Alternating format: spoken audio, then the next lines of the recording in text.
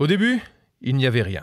Et puis, la télévision est apparue. La télévision, c'était des messieurs au ton grave avec de beaux costumes qui racontaient des histoires sérieuses. La télévision était pour les adultes. Même les enfants devaient écouter d'autres adultes chanter, s'amuser, mais sans qu'ils puissent participer. Ou alors bien assis, mais derrière. Et puis, en 1975, les enfants ont pu brancher un curieux appareil sur le poste de télé, avec des barres blanches qui gigotent.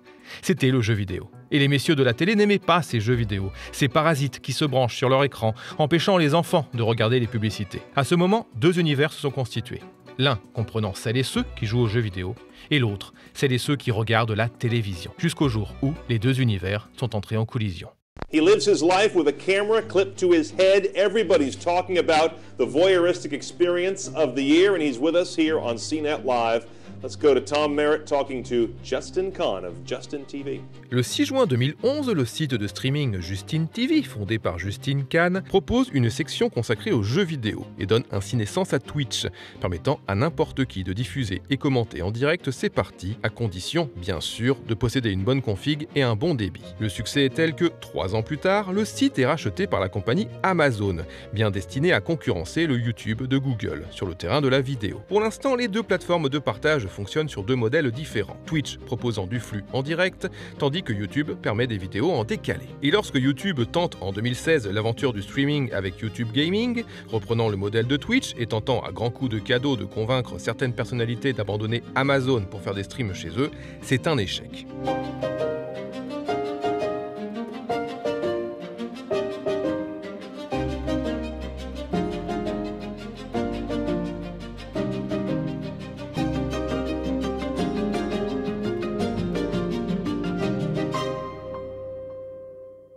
T'as pas tenté YouTube Gaming ou quoi que ce soit? Moi, YouTube Gaming, honnêtement, j'ai une veste et un sac à dos YouTube Gaming, mais je sais pas ce que c'est.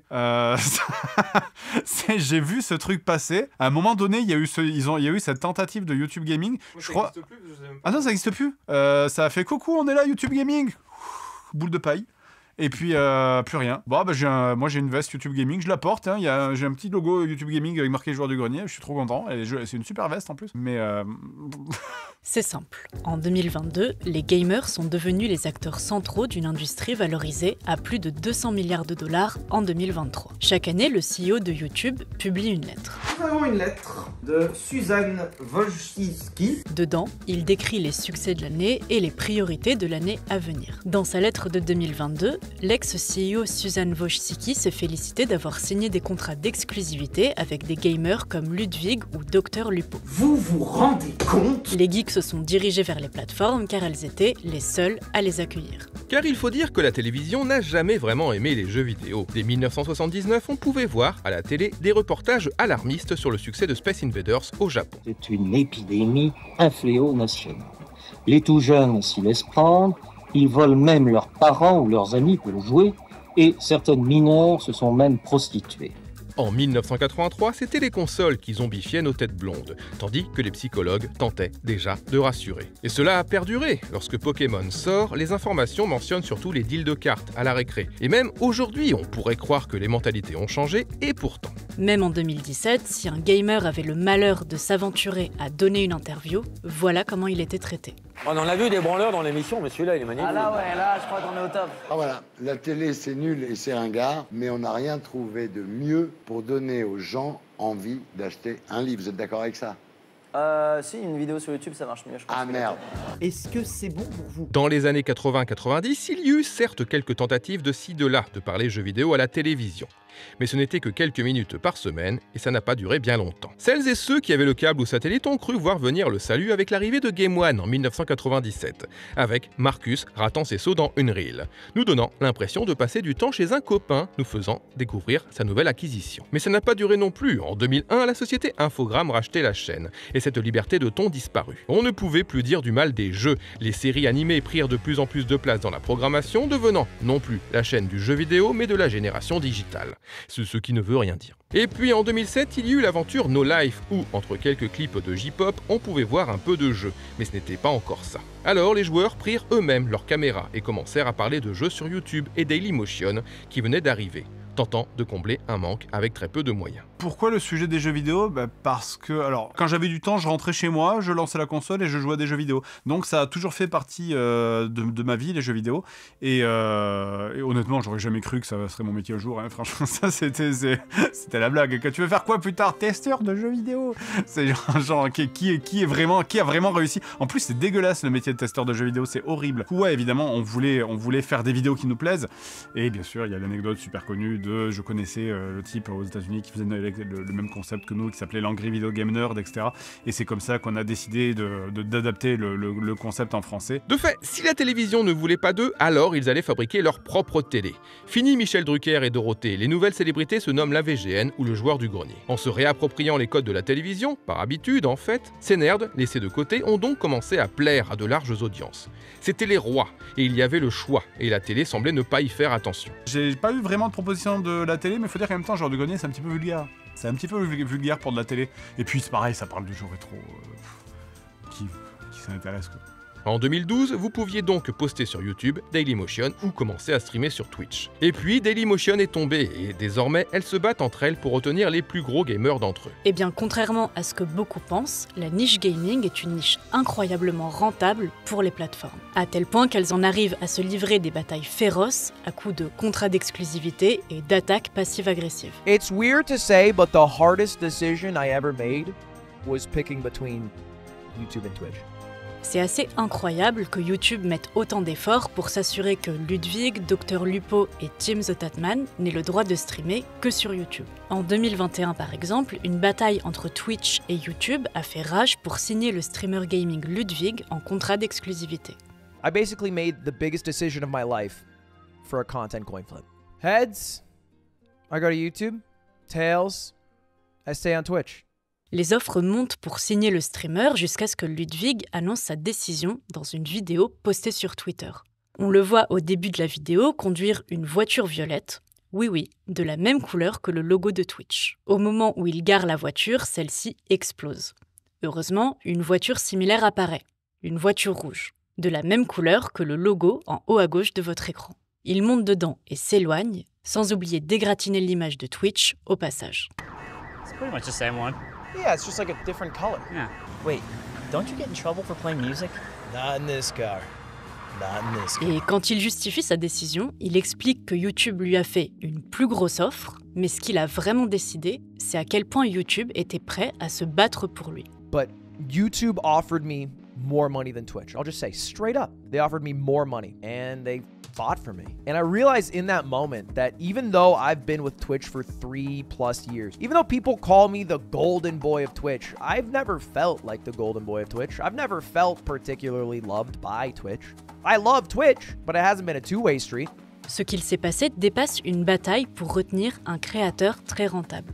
L'enjeu pour YouTube est aussi de se repositionner comme la plateforme de prédilection pour les gamers. C'était le cas au début, mais au fur et à mesure que YouTube a grossi, une certaine culture YouTube s'est diluée. Encore une fois, il faut remonter à 2012, lorsque YouTube souhaite se diversifier en tentant de faire la paix avec le monde de la télé. Le groupe décide alors de financer 60 chaînes mondiales, dont 13 pour la France, en proposant un budget de 500 000 à 1 million d'euros à des producteurs et chaînes de télévision pour investir dans leur plateforme. On nous promet, rapporte le magazine Télérama, un événement bien plus important et destructeur que l'arrivée des nouvelles chaînes de la TNT. De fait, de grandes compagnies de production comme Endemol ou Troisième Œil sentent le bon filon et débarquent sur le net avec It's Big et Very Watch, deux chaînes qui proposaient des parodies inspirées de la télé, en plus trash, et qui ont été abandonnées à peine un an plus tard. En fait, des 13 chaînes lancées, seul Golden Moustache par M6 va survivre, car ils ont finalement proposé à des gens du web, comme François Descraques ou David Mourier, de continuer à faire les courts-métrages qu'ils faisaient avant,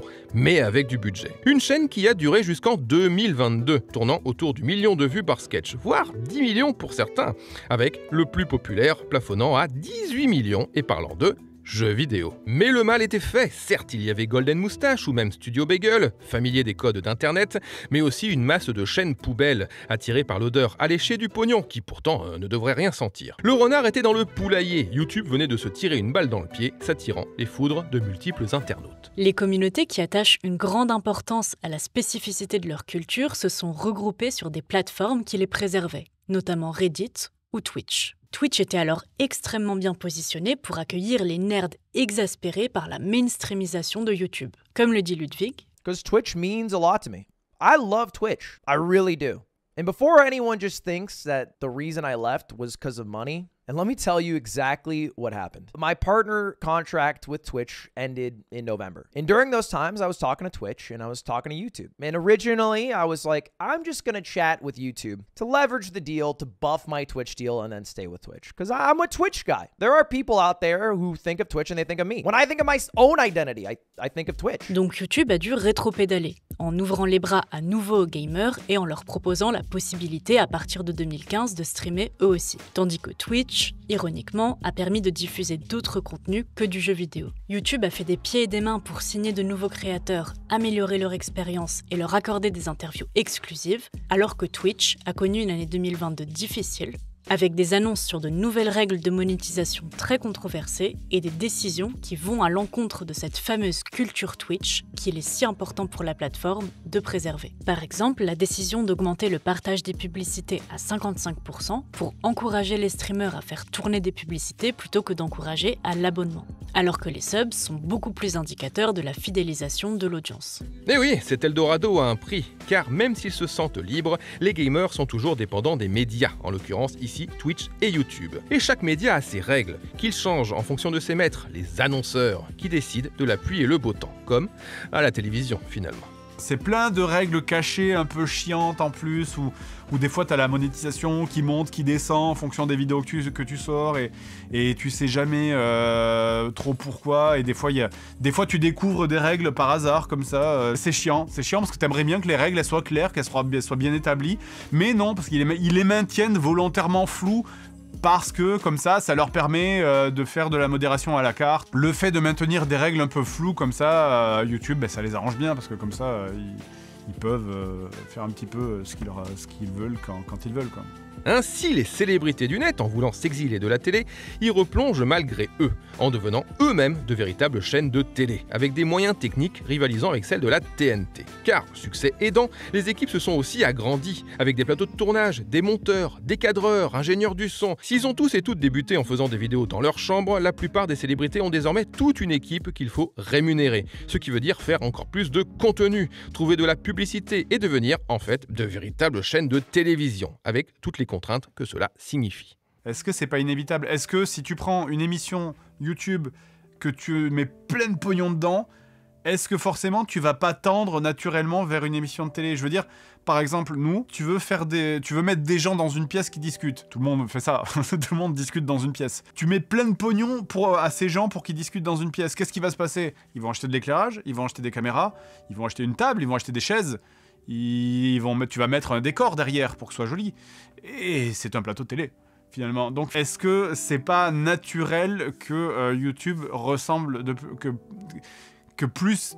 c'est le fric qui fait que YouTube va naturellement de plus en plus ressembler à la télé. À l'époque, je me disais, ouais, c'est chiant que YouTube ça ressemble à la télé, il y a de plus en plus de concepts formatés qui ressemblent à la télé. Et maintenant, 2-3 ans après cette vidéo, je me dis, en vrai... est-ce qu'on peut faire autre chose, quoi? D'abord, il faut préciser que les plateformes ne se battent pas pour tous les gamers. Beaucoup arrivent à peine à en vivre.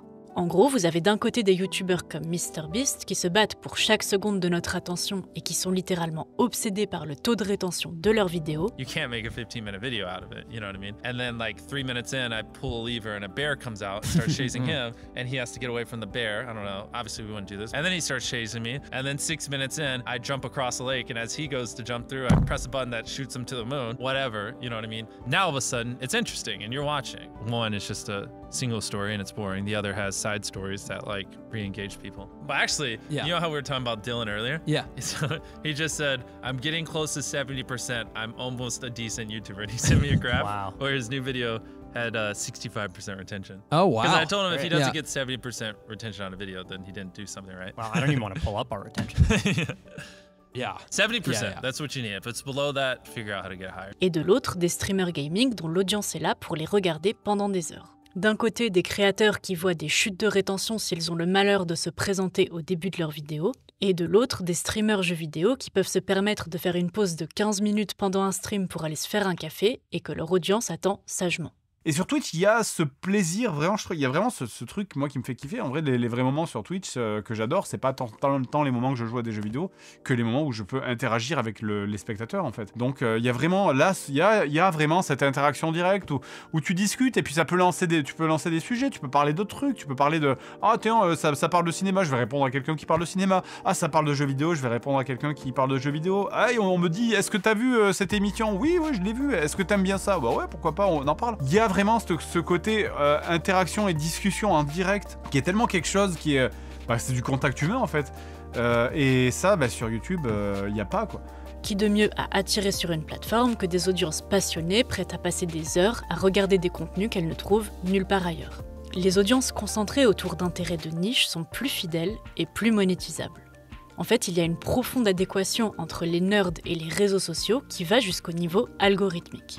Être un nerd, c'est un excellent moyen de percer sur les plateformes. Avant, on appelait ça avoir des intérêts de nerd, maintenant on appelle ça avoir une niche bien définie ou une verticale marketing forte. Et l'évolution de YouTube, c'est que ça va être toujours plus de moyens, toujours plus de fric, des productions toujours plus grosses. Et c'est vrai que même nous, forcément, c'est aussi on essaye de professionnaliser ce qu'on fait, on travaille l'éclairage, machin, on embauche des gens, il y a des comédiens. Mais c'est vrai qu'il y a un petit côté qui se perd avec ce côté des débuts de YouTube que les gens aiment bien finalement. Ils aiment bien ce côté un petit peu roots, un petit peu amateur, un petit peu où tu sens que le mec il a allumé sa caméra, il fait un truc un petit peu à la zob et c'est pas très bien. C'est pas que le son est pas hyper parfait, la caméra est pas hyper parfaite, mais c'est fait avec toute la bonne volonté du monde. Et il y a c'est important de garder ça, en fait. C'est important de garder ce truc de pas être 100% professionnalisé et c'est bizarre de dire ça, mais c'est important de garder un pied quand même chez les amateurs.